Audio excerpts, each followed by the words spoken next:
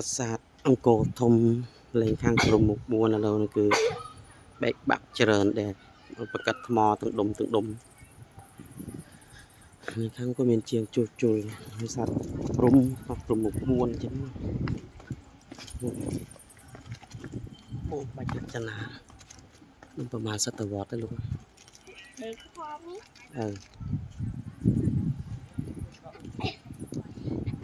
អើយមកដល់តា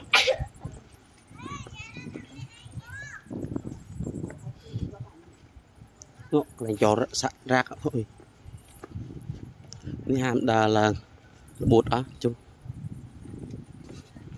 កូនចៅមកដល់នេះពិតជាសំណាងបុរសខ្មែរយើងសត្វបាយ័នសត្វព្រំមុខ4នេះទេសចរក៏ច្រើនហ្នឹងបាក់អស់លំអស់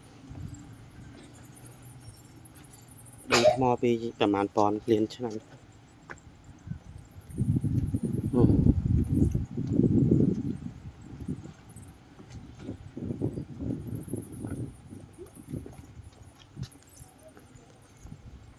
លំអស់ប្រកាត់នេះលំពេលប្រកាត់មកនេះមកដុំនេះ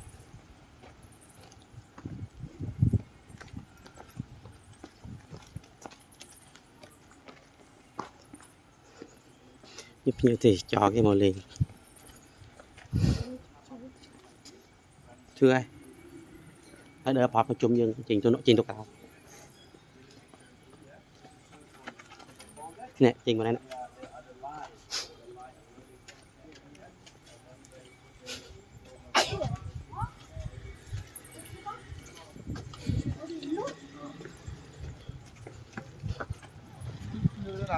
아니 내가 가지고 가야지.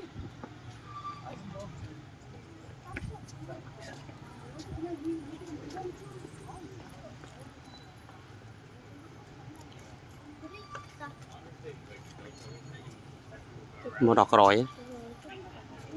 một khăn rồi sát không